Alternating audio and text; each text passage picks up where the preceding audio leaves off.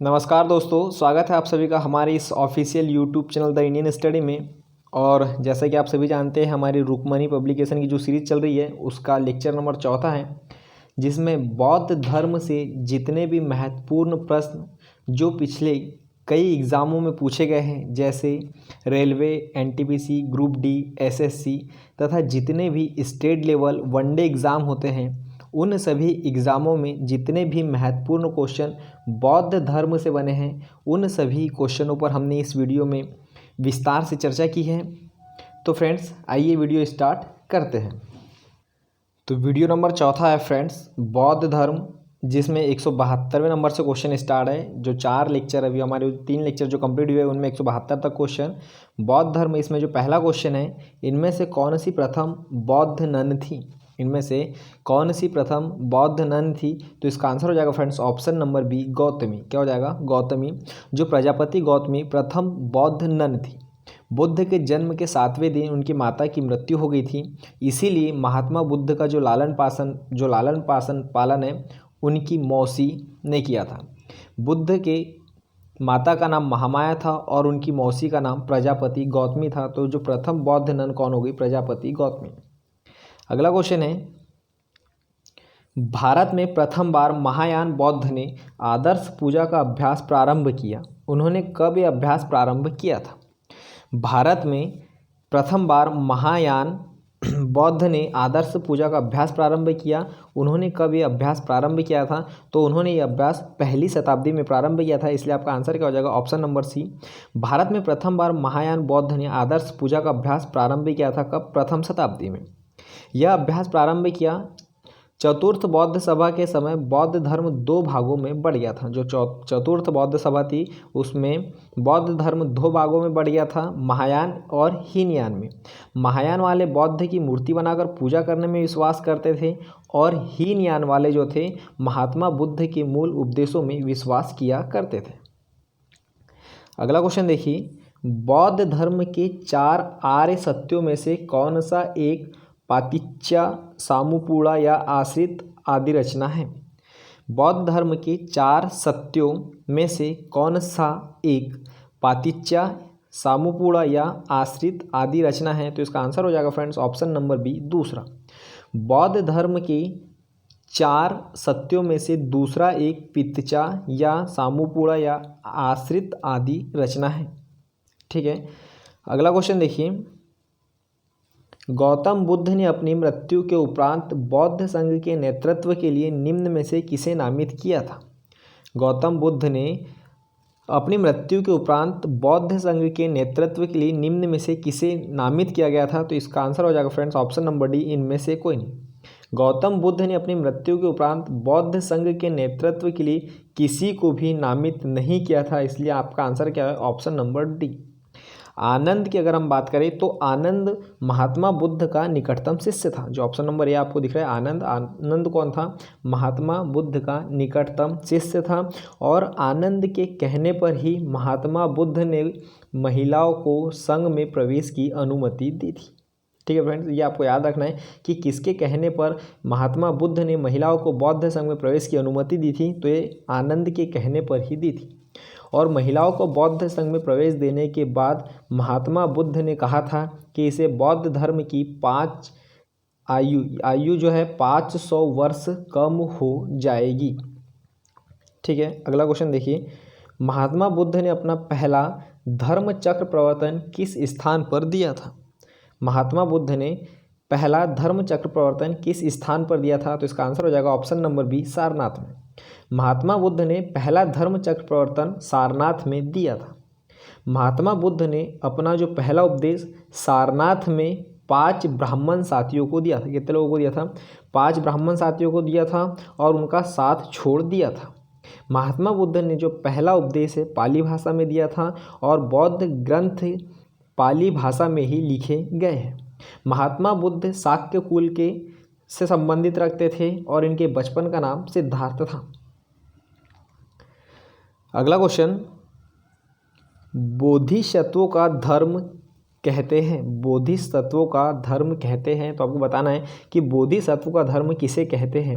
तो बोधिसत्व का जो धर्म है वो महायान को कहते हैं, इसलिए आपका आंसर क्या हो जाएगा? Option number B.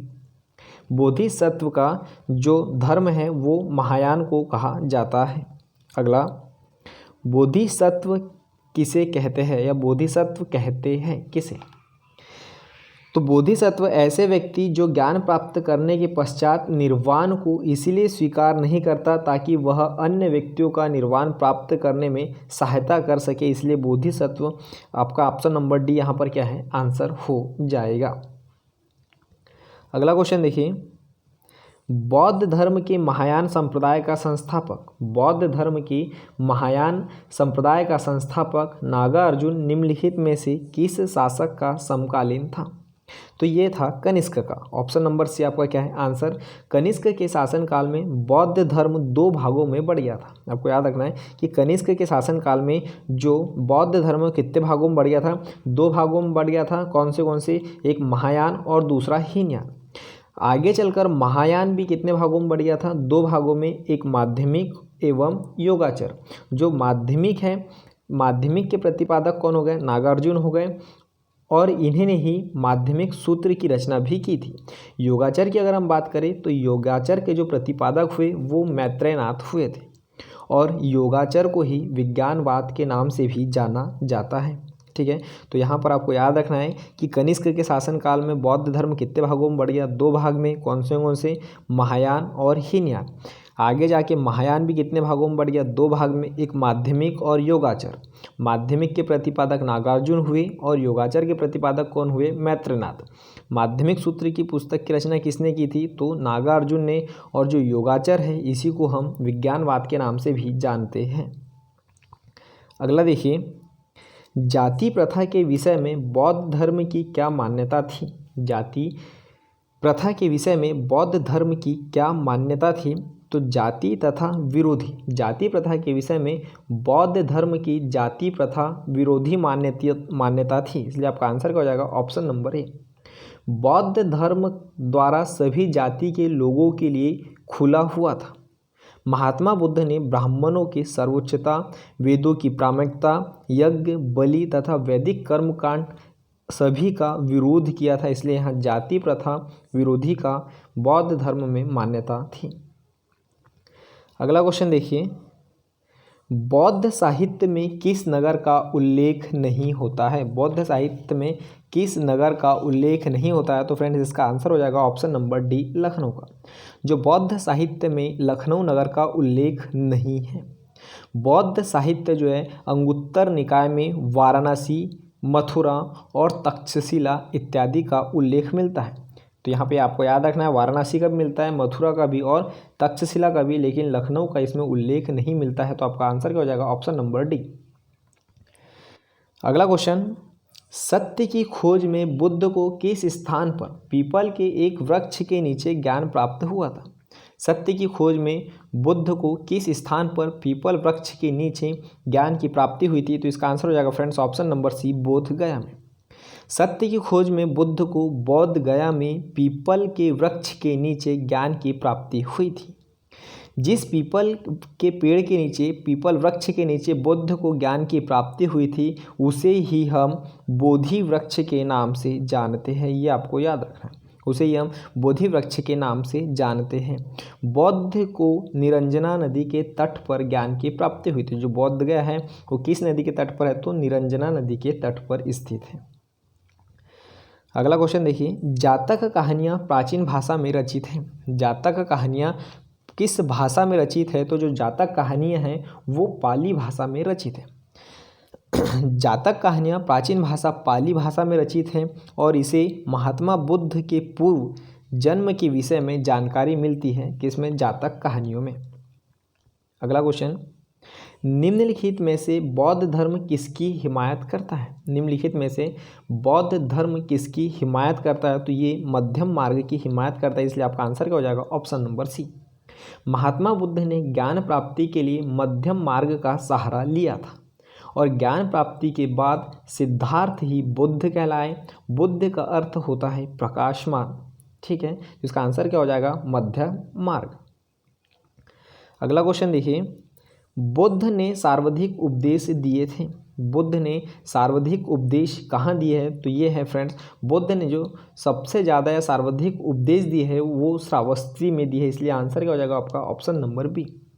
सारस्वती जो है, सरस्वती कौशल राज्य की राजधानी थी, ठीक है। और जो महात्मा बुद्ध हैं, इन्होंने अपना जो पहला उपदेश है सारनाथ में दिया था, तो वहीं अपने जीवन का जो अंतिम उपदेश है वो कुशीनगर में दिया था, ये आपको याद रखना है।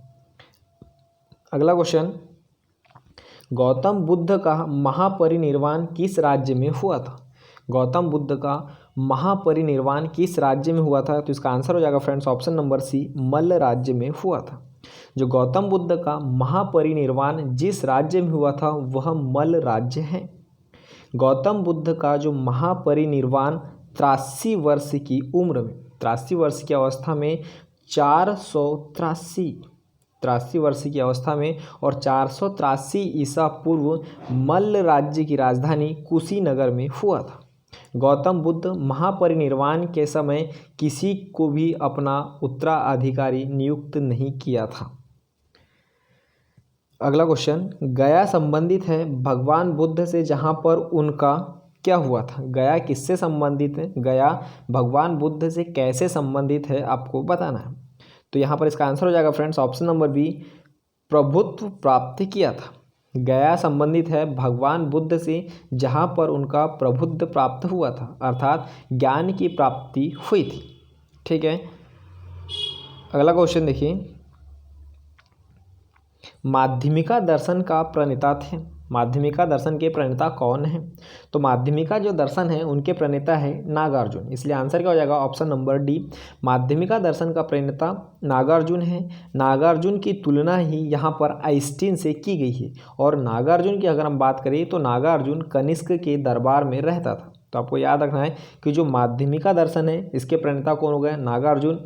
किसके दरबार में रहते थे? तो कनिष्क के दरबार में रहते थे, और इसी को ही आइंस्टीन की तुलना भी इससे की है, नागार्जुन से ही की है। अगला क्वेश्चन, बौद्ध संघ के नियम मूलतः किस पुस्तक में दिए गए हैं? बौद्ध संघ के नियम मूलतः किस पुस्तक में दिए गए हैं? तो बौद्ध धर्म के ग्रंथ त्रिपिटक, किसमें? त्रिपिटक की रचना पाली भाषा में की गई है, और त्रिपिटक के अंतर्गत ही आपको याद रखना है विनय पट्टिका, सूत पट्टिका और अधीम पट्टिका आते हैं। किसके अंतर्गत? त्रिपिटक के अंतर्गत, ठीक है। तो जो बौद्ध संघ के नियम किस पुस्तक में दिए गए? तो त्रिपिटक में दिए गए हैं, और इसी के अंतर्गत ये तीनों भी आते हैं। अगला क्वेश्चन, कल्पसूत्र का उल्लेख था। कल्पसूत्र का उल्लेख था तो ये है भद्रबाहु में। जो कल्पसूत्र के लेखक है कौन है? भद्रबाहु। कल्पसूत्र के लेखक कौन हो गए? भद्रबाहु। भद्रबाहु ने ही कल्पसूत्र की रचना संस्कृत भाषा में की थी।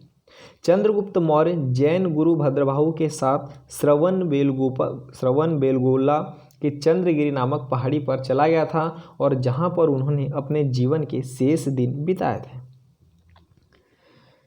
अगला क्वेश्चन, निम्नलिखित में से किसे एशिया के ज्योतिपुंज के नाम पर भी जाना जाता है? निम्नलिखित में से किसे एशिया के ज्योतिपुंज, लाइट ऑफ एशिया के नाम से भी जाना जाता है? ठीक है फ्रेंड, तो इसका आंसर हो जाएगा ऑप्शन नंबर ए, गौतम बुद्ध को। गौतम बुद्ध को ही एशिया के ज्योतिपुंज या लाइट ऑफ एशिया के नाम से जाना जाता है। ज्ञान प्राप्ति के बाद सिद्धार्थ बुद्ध कहलाए, और बुद्ध का अर्थ होता है प्रकाशमान। गौतम बुद्ध की अगर हम बात करें तो गौतम बुद्ध शाक्य कुल से संबंधित रखते थे। अगला क्वेश्चन, वह आगतम बौद्ध साहित्य जो बुद्ध के विभिन्न जन्मों की कथाओं के विषय में है क्या कहलाते हैं? तो वो जातक कहलाते थे, इसलिए आपका आंसर क्या हो जाएगा ऑप्शन नंबर डी। जातक कथा एक बौद्ध ग्रंथ है जिसमें महात्मा बुद्ध के पूर्व जन्म की जितनी भी घटनाएं हैं उनकी सभी जानकारी मिलती है। अजंता की जो चित्रकारिता का विषय वस्तु भी हमें जातक कथा से ही मिलता है, ये आपको याद रखना है।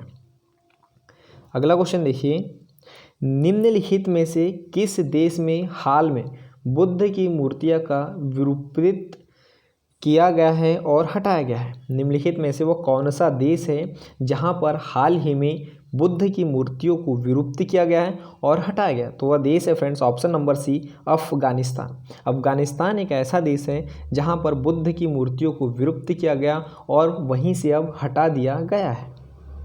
अगला क्वेश्चन, पहली बौद्ध परिषद कहाँ हुई थी? पहली बौद्ध परिषद कहाँ हुई थी? तो जो पहली बौद्ध परिषद है वो राजगृह में हुई थी, राजगृह में हुई थी, इसलिए आपका आंसर क्या हो जाएगा? Option number C. पहली बौद्ध परिषद का आयोजन राजगीर के सप्तपर्णी गुफा में हुआ था। कहाँ पर? राजगीर के सप्तपर्णी गुफा में हुआ था। और उस समय जो मगध का शासक था वो कौन था? तो अजातशत्रु था। और इसकी अध्यक्षता किसने की थी? तो महाकश्यप के द्वारा की गई थी। जो प्रथम बौद्ध सभा का आयोजन जो हुआ था उसका समय क्या माना जाता है? तो उसका समय माना जाता है 483 ईसा पूर्व। तो यहाँ से आपको इतने क्वेश्चन याद रखना है कि जो पहली बौद्ध परिषद कब हुई थी? 483 ईसा पूर्व में। कहाँ पर हुई थी? राजगृह में हुई थी। और किस गुफा में हुई थी? तो सप्तपर्णी गुफा में हुई थी। उस समय मगध का शासक अजातशत्रु था और उसकी अध्यक्षता किसने की थी? तो महाकश्यप ने की थी। ठीक है फ्रेंड्स, अगला क्वेश्चन देखिए, जातक एक बौद्ध साहित्य है। जातक एक बौद्ध साहित्य है, महात्मा बुद्ध के पूर्व जन्मों की कथाओं पर है। जो जातक है एक बौद्ध साहित्य और किस पर है? तो महात्मा बुद्ध की जो जन्म है उनकी कथाओं पर आयोजित है। तो ये इसका आंसर क्या हो जाएगा? ऑप्शन नंबर सी, बुद्ध की पूर्व जन्म कथाओं पर आधारित है। अजंता की अगर हम चित्रकारिता की बात करें, या अजंता की चित्रकारिता या विषय वस्तु भी हमें जातक कथाओं से ही मिलता है। अगला क्वेश्चन, पहले बौद्ध परिषद का आयोजन स्थल क्या है? पहले बौद्ध परिषद का आयोजन स्थल क्या है? तो ये है राजगृह। क्या है फ्रेंड्स? राजगृह। पहला जो बौद्ध परिषद था उसका जो आयोजन स्थल है वो क्या है? राजगृह था। पहले बौद्ध परिषद का आयोजन भी राजगीर के सप्तपर्णी गुफा में ही हुआ था। ठीक है, अगला क्वेश्चन देखिए, भारत से पूरे दक्षिण पूर्व एशिया में बौद्ध मत के प्रसार को वर्णित करने के लिए किस शब्द का प्रयोग किया गया है? तो इसका आंसर हो जाएगा सांस्कृतिक प्रसार। ऑप्शन नंबर बी आपका क्या हो जाएगा? आंसर। भारत से पूरे दक्षिण पूर्व एशिया में बौद्ध मत के प्रसार को वर्णित करने के लिए सांस्कृतिक प्रसार शब्द का प्रयोग किया गया है। अगला क्वेश्चन, निम्नलिखित में से कौन सा बौद्ध पवित्र स्थल निरंजना नदी पर स्थित है? निम्नलिखित में से कौन सा बौद्ध पवित्र स्थल निरंजना नदी पर स्थित है? तो इसका आंसर हो जाएगा फ्रेंड्स ऑप्शन नंबर ए, बोध गया। जो बोध गया है वो निरंजन नदी पर स्थित है। महात्मा बुद्ध को ज्ञान की प्राप्ति बोध गया में ही निरंजना नदी के तट पर एक पीपल वृक्ष के नीचे हुई थी। ठीक है, और बुद्ध का अर्थ क्या होता है? प्रकाशमान होता है। अगला क्वेश्चन, लुम्बिनी बौद्ध के लिए पवित्र स्थान है क्योंकि? लुम्बिनी जो है बौद्धों के लिए एक पवित्र स्थान है क्योंकि यहाँ पर बुद्ध की जन्मस्थली है और लुम्बिनी वर्तमान समय में नेपाल के तराई में स्थित है। तो इसका आंसर क्या हो जाएगा? ऑप्शन नंबर सी, यह बुद्ध की जन्मस्थली है। लुम्बिनी बौद्धों के लिए पवित्र स्थल माना जाता है क्योंकि यह बुद्ध की जन्मस्थली है और लुम्बिनी वर्तमान समय में नेपाल के तराई में स्थित है। अगला क्वेश्चन, बुद्ध ने पहला धर्मादेश दिया था। बुद्ध ने पहला धर्मादेश दिया था तो ये दिया था सारनाथ में, इसलिए आपका आंसर क्या हो जाएगा? Option number B. बुद्ध ने पहला जो धर्मादेश सारनाथ में दिया था। महात्मा बुद्ध द्वारा दिया गया पहला उपदेश बौद्ध धर्म के इतिहास में धर्म चक्र प्रवर्तन के नाम से जाना जाता है और बुद्ध ने पहला उपदेश जो दिया था वो पाली भाषा में दिया था। ठीक है फ्रेंड्स, अगला क्वेश्चन, परंपरा अनुसार थेरावादी संप्रदाय के प्रवर्तक महाकच्चान कहाँ के थे? परंपरा अनुसार थेरावादी संप्रदाय के जो प्रवर्तक हैं महाकच्चान कहाँ के थे? तो ये थे अवंती के। कहाँ के थे फ्रेंड? अवंती के। ऑप्शन नंबर भी आपका क्या हो जाएगा? आंसर। स्थविरी और थेरावादी संप्रदाय के अपनाने वालों में अवंती जो है पश्चिमी स्थलों के भिक्षु थे और इनका नेतृत्व महाकच्चान द्वारा किया गया था, इसलिए आपका आंसर क्या हो जाएगा? ऑप्शन नंबर भी यहाँ पर आपका आंसर। अगला क्वेश्चन देखिए, बौद्ध शब्दावली में धर्म चक्र प्रवर्तन क्या निर्देशित करता है? तो गौतम बुद्ध ने जो सारनाथ में अपने 5 साथियों को प्रथम बार उपदेश दिया था उसे ही हम धर्म चक्र प्रवर्तन की संज्ञा देते हैं। और यहाँ पर बुद्ध का जो है प्रथम उपदेश इससे संबंधित है, इसलिए ऑप्शन नंबर सी आपका क्या हो जाएगा, आंसर हो जाएगा। अगला क्वेश्चन, बुद्ध की प्राचीनतम मूर्तियाँ लगभग एक ही समय कहाँ बनी थी? जो बुद्ध है, बुद्ध की प्राचीनतम मूर्तियाँ लगभग एक ही समय कहाँ बनी थी? तो ये बनी थी फ्रेंड्स मथुरा एवं गांधार में। कहाँ बनी थी? मथुरा एवं गांधार में, इसलिए ऑप्शन नंबर आपका सी यहाँ पर क्या हो जाएगा, आंसर हो जाएगा। गांधार शैली की अगर हम बात करें तो गांधार शैली में भारतीय विषयों को यूनानी ढंग से व्यक्त किया गया है। ठीक है। अगला क्वेश्चन, बुद्ध की मृत्यु किस वर्ष में हुई थी? बुद्ध की मृत्यु किस वर्ष में हुई थी? तो जो महात्मा बुद्ध है, महात्मा बुद्ध की मृत्यु 483 ईसा पूर्व में हुई थी। महात्मा बुद्ध धर्म के प्रचार के क्रम में पावापुरी आए थे और यहीं पर उन्होंने चुंद नामक सोनार के यहाँ भोजन करने के बाद उन्हें एक बीमारी हो गई थी, जिससे उनका जो है अतिसार की बीमारी हो गई थी और उससे ही उनकी क्या हो गई थी, मृत्यु हो गई थी 483 ईसा पूर्व में। ठीक है फ्रेंड्स।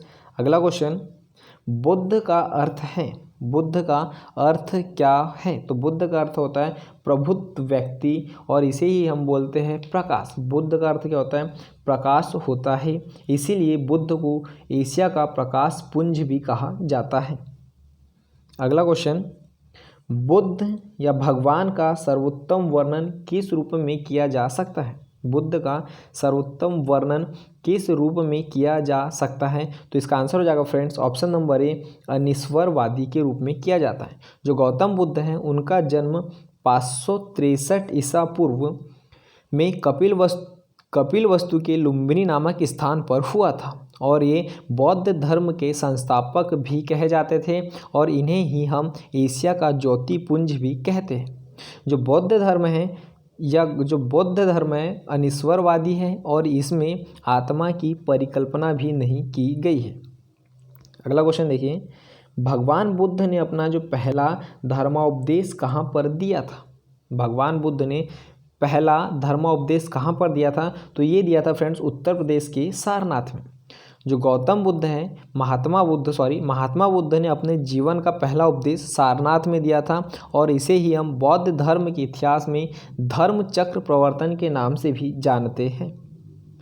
अगला क्वेश्चन, सबसे प्रारंभिक वर्तमान बौद्ध स्तूप कहाँ आते हैं? सबसे प्रारंभिक वर्तमान बौद्ध स्तूप कहाँ आते हैं? तो ये फ्रेंड्स आते हैं सांची में। कहाँ पर आते हैं? सांची में आते हैं। अगर सांची की बात करें तो सांची वर्तमान समय में मध्य प्रदेश के रायसेन जिले में स्थित है। प्रमुख स्तूपों की संख्या यहाँ पर 3 है। कितनी है फ्रेंड्स? 3 है। जो सबसे बड़ा स्तूप है उसे हम महास्तूप के नाम से जानते हैं और इसी स्तूप का ढांचा 3री शताब्दी में अशोक द्वारा बनाया गया था। ठीक है। अगला क्वेश्चन, भारतीय इतिहास के निम्नलिखित युगों में से किसके दौरान क्षेत्रीय एक विशिष्ट पहचान रखते थे? भारतीय इतिहास में निम्नलिखित युगों में से किसके दौरान क्षेत्रीय एक विशिष्ट पहचान रखते थे? तो ये रखते थे फ्रेंड्स बुद्ध के युग के समय में, इसलिए आपका आंसर क्या हो जाएगा?